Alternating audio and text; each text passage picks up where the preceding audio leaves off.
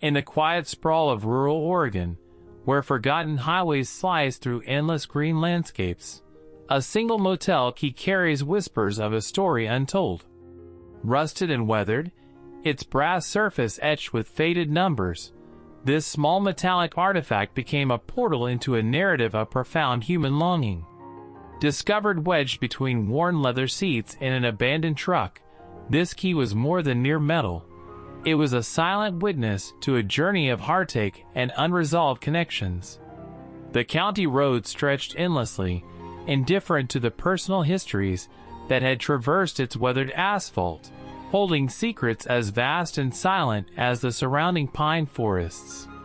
Each microscopic scratch on the key's surface suggested a moment of desperation, a moment of decision, a moment where someone's life trajectory shifted irrevocably. Metallurgists might examine its composition, historians might trace its origin, but only a storyteller could truly understand its emotional landscape. The Thunderbird Motel, a name barely legible on the key's faded tag, represented more than a transient lodging. It was a waypoint in human migration, a temporary sanctuary where strangers intersected, where personal narratives momentarily converged before diverging again into the complex web of individual experience. Rural Oregon's topography is not merely geographical terrain, but a canvas of human emotion, where distances are measured not in miles, but in unspoken words and missed connections. The motel key became a metaphor for journeys that never reached their intended destination, conversations left unfinished, bridges left uncrossed, reconciliations perpetually suspended in a liminal space of maybe and might have been. Its discovery was less about solving a mystery and more about acknowledging the profound complexity of human relationships, how a single object can encapsulate entire lifetimes of longing, regret, and desperate hope. Imagine the hands that once held this key, weathered, calloused hands belonging to a man in his late 50s, carrying the weight of unresolved family tensions. His fingers would have gripped this key with a mixture of weariness and anticipation, knowing that behind room 217's anonymous walls lay a moment of potential reconciliation or final separation. The truck in which the key was found suggested a solitary journey, a deliberate movement away from or toward something fundamental, a last attempt at connection or a final act of resignation. The Thunderbird Motel itself was more than a physical structure. It was a transitional space, a threshold between known and unknown narratives.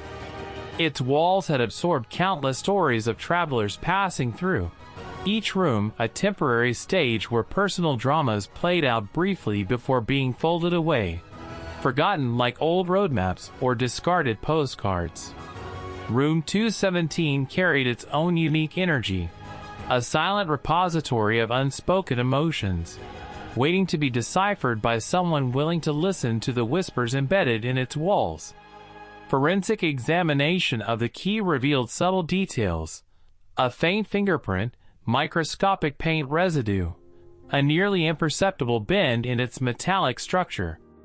These fragments suggested a journey that was both physical and emotional, a navigation through landscapes of memory and expectation.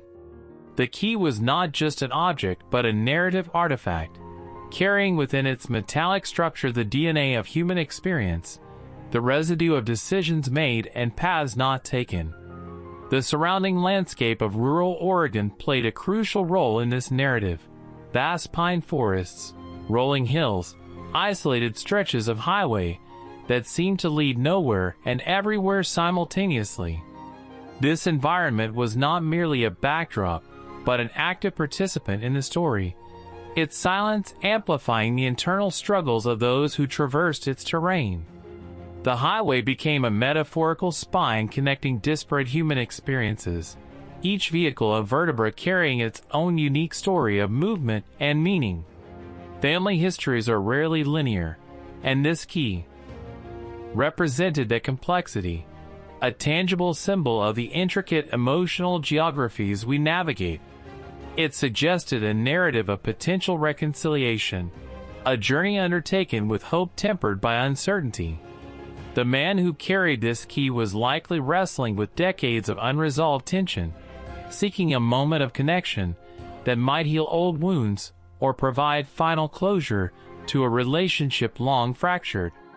In the grand narrative of human experience, some stories are told through words, and some through the silent testimony of objects left behind, waiting, always waiting, to be understood. This motel key was such an object, a small metallic messenger carrying within its form the weight of unspoken emotions, the residue of a journey both literal and metaphorical. Its discovery was not an end but a beginning, an invitation to imagine the complex human story that had brought it to this moment of revelation. Ultimately, the key represented something universal, the human capacity for hope, for movement, for attempting connection even when success seems improbable. It stood as a testament to our collective journey, our shared experience of seeking understanding across the vast, often isolating landscapes of human relationship. In its silent brass surface, in its faded numbers, in its very existence, the key told a story more profound than any words could fully capture, a story of longing, of possibility, of the endless human quest for meaning. In the forgotten landscapes of rural America, over 57,000 miles of highway remain unexplored each year, carrying untold stories sealed within forgotten objects. This is the story of Room 217, a narrative woven from a single motel room key discovered in an abandoned truck along a desolate Oregon County road. The key was brass, slightly tarnished, its metallic surface etched with the faint outline of the Sunset Motel, a roadside establishment that seemed to exist more in memory than in physical reality. Its weight was surprisingly substantial, holding not just metal, but the accumulated gravity of a journey interrupted. When Tom Reynolds first discovered the key wedged between the truck's worn seat cushions, he didn't understand the significance. A local mechanic in Silverton, Oregon, Tom had seen countless abandoned vehicles, each with their own silent histories. But this key felt different. It carried a whisper of something unresolved.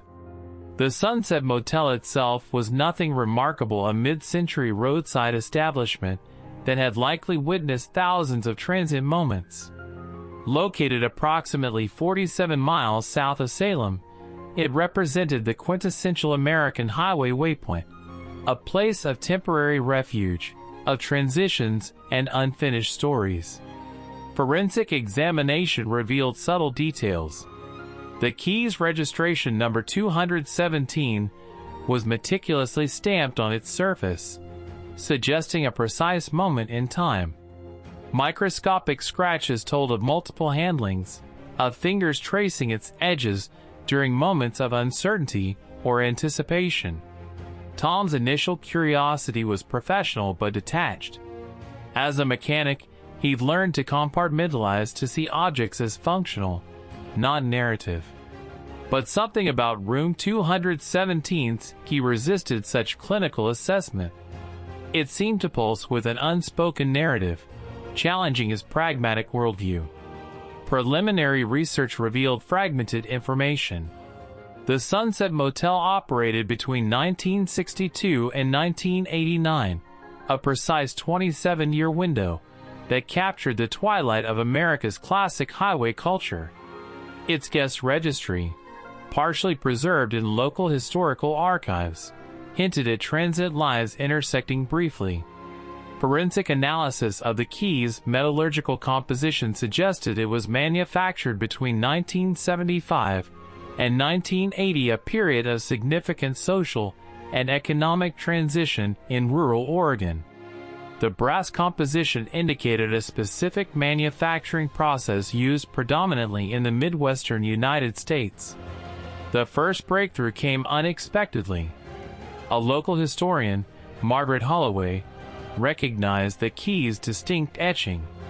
She recalled stories from her father, who had worked as a night clerk at the Sunset Motel during its operational years.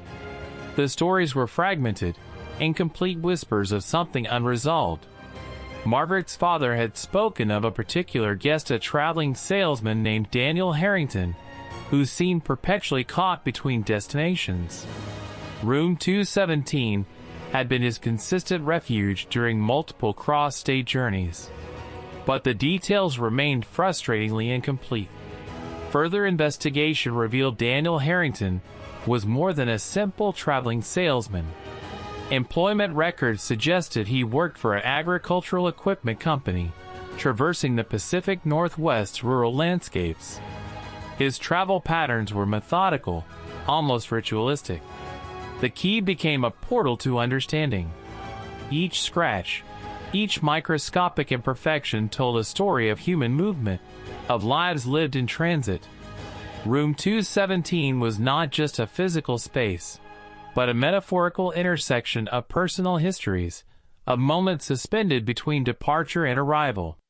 Tom Reynolds began to see the key differently. What initially seemed a mundane object now represented a complex narrative of human connection and disconnection.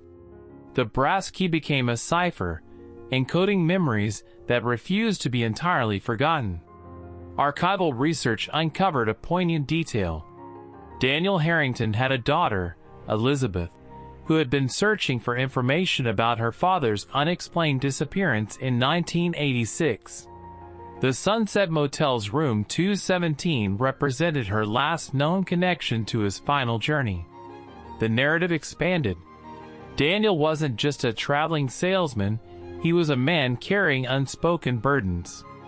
Fragmentary family records suggested complicated personal dynamics, of relationships strained by distance and unresolved emotional landscapes.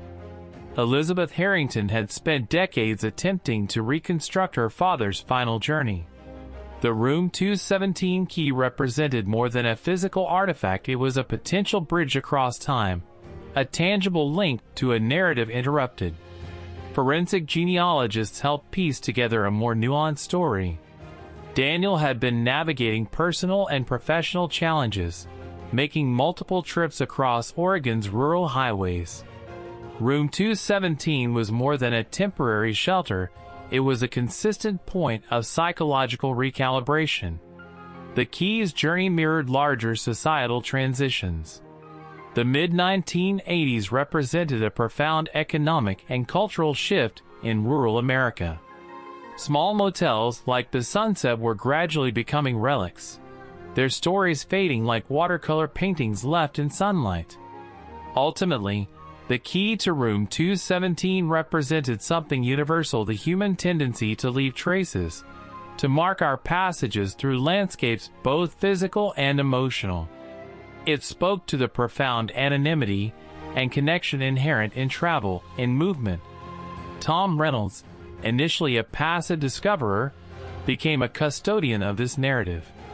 The key transformed from a mechanical object to a repository of human complexity, of stories waiting to be understood, to be honored.